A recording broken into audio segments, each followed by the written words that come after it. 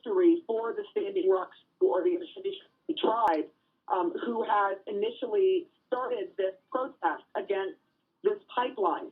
We also talked to the chairman of the tribe who had said that there is nothing else but a reroute of this pipeline that would keep them from the land that they're on now, and which really, Joe, has turned into a city of people. There's between 5,000 and 8,000 people who have come from all over the country and the world to be at this camp to try and stop this pipeline. The protesters are not actually on land that would physically stop the pipeline, but it has been the political pressure and the legal battle that is going on, the constant legal battle that is going on, trying to get this to cease. They have won a very big victory, although some of the folks in the tribe saying, please, if it is completely stopped, the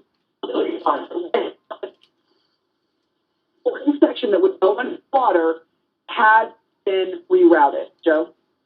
Okay, so rerouted, it sounds like there's a lot of regulatory stuff in there, bureaucratic stuff in there, but the gist of it, it sounds like they're going to halt the pipeline work.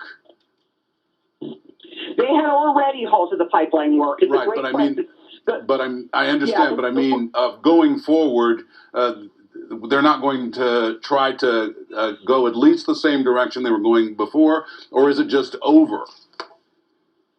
As we understand it, they haven't approved this easement, which basically would allow it to continue on its current path, which means that it would have to reroute. If they can't go during the current path, which they are just a few hundred yards away from the river right now. We have actually seen video of the pipeline from a drone that some of the folks in the camp have put up. So you can see how close they are to having that final pipeline go underneath the river. That, according to the new information that has come from both tribe and Army Corps of Engineers, is essentially halted. So the only way for them to deal with this now is either to go back to court or try to do it some way legally, or reroute this pipeline, which is exactly what the Standing Rock Sioux wanted to see, and the protesters out there wanted to see. Got it. Thanks so much for that great reporting. Thanks for getting on the horn real fast, Sarah Seidner.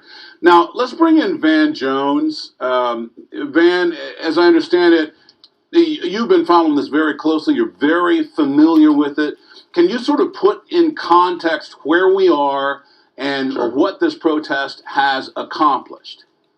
Well, this is a tremendous victory for the Native American communities, but unfortunately, what was revealed throughout this whole process was, unfortunately, a project was approved or all but approved that would have jeopardized the water, not just for the Native Americans on that reservation, but for millions and millions of Americans, because these pipelines do tend to leak.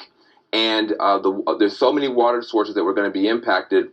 They started calling themselves not protesters, but water protectors.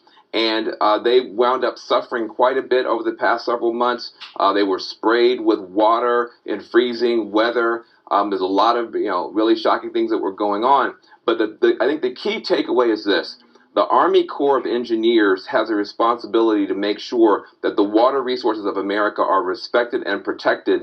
And when they looked at it, it turns out that the protesters were right, that this was actually not a safe project.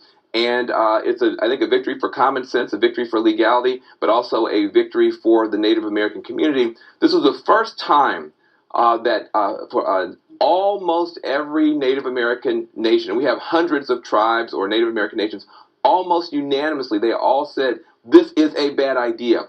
There's sacred land that's affected and water's affected, and not just for Native American children, but for millions of Americans. It has not happened since Christopher Columbus got here that you had such a unanimous cry from the Native American peoples, and I think it finally got the attention that it deserved. But this is an almost unbelievable victory, because these are very, very hard projects to stop. You're talking about millions of dollars. Frankly, a lot of labor unions are not going to be happy. They were hoping to possibly get some of that work.